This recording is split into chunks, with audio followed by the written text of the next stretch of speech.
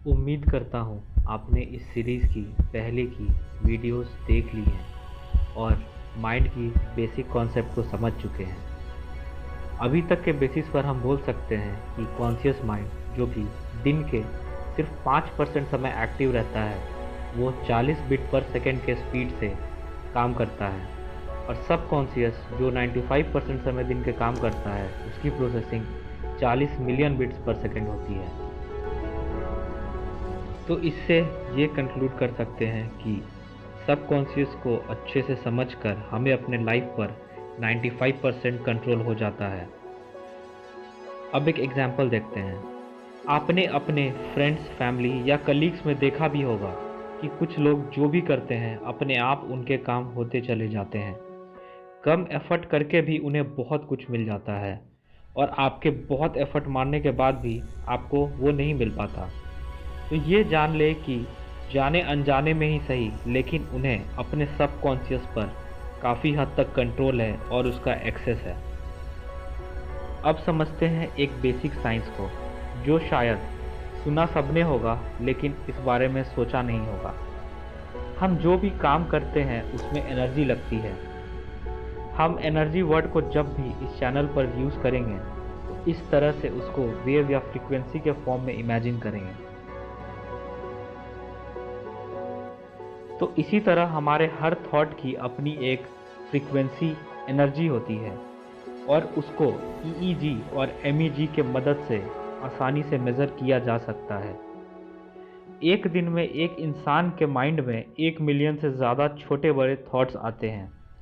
इसका मतलब आप नोटिस करना, किसी दिन आप सिर्फ एक रूम में बंद हो और कोई फिजिकल मूवमेंट ना करें, सिर्फ आप कुछ कुछ सोच रहे हो, तो भी आप ड्रेन्ड और लो एनर्जी फील करोगे। ये इसलिए होता है क्योंकि थॉट्स के थ्रू मेंटल एनर्जी के फॉर्म में एनर्जी लूज होती है, जो फिजिकल एनर्जी से बहुत ज़्यादा होती है।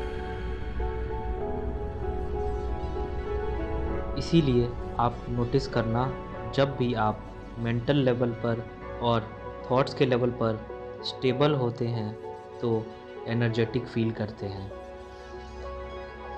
कितनी बार ऐसा होता है कि हमारे मन में ये ख्याल आता है कि हमें हेल्दी होना है या अपने रिलेशंस में अच्छा बनना है, पोलाइट होना है, गुस्सा नहीं करना है, लेकिन ये काम क्यों नहीं करता। हम सोचते हैं मैं तो पॉजिटिव थिंकिंग ही कर रहा हूँ, ग्रेट, लेकिन यहीं पर ट्विस्ट है, क्योंकि सबकॉन्शियस में डीप डाउन में अभी भी प्रोग्राम प्ले करता है कि मैं तो लेकिन उतना फिट कभी नहीं था, इतना हेल्दी कभी नहीं रहा हूँ और मुझे तो अपने गुस्से पर कंट्रोल भी नहीं है, पोलाइट होना चाहता हूँ पर हो नहीं पाता हूँ। तो इससे हम क्या कर रहे हैं, पॉजिटिव के ऊपर नेगेटिव ओवरराइड हो रहा है। क्यों? क्योंकि आपको अब पता है कि कॉन्शियस जो कि पॉजिटिव रिकॉर्ड कर रहा है वो बहुत स्लो है और सबकॉन्शियस जो नेगेटिव प्ले कर रहा है वो बहुत ही फास्ट है।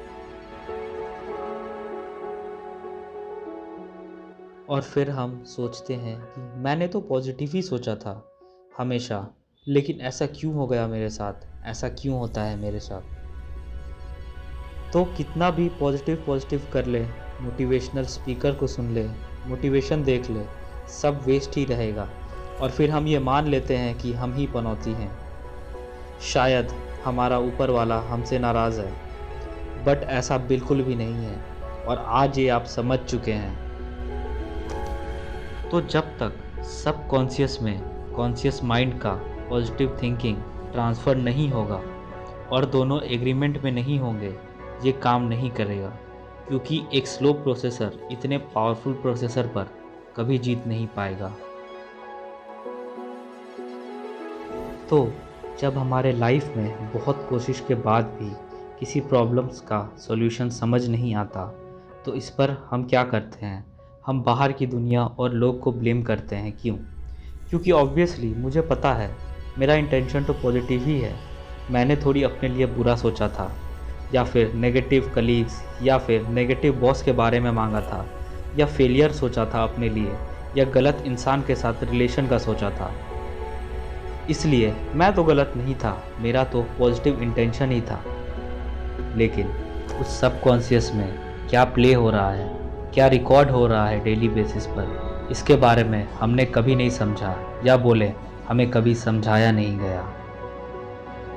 और ये रियलाइज़ नहीं करते हम कि जब कॉन्शियसनेस से ये सारी पॉजिटिव इंटेंशन सोच रहे थे, तब सबकॉन्शियस राजा था। शो तो वो चला रहा था बड़े पर्दे पर।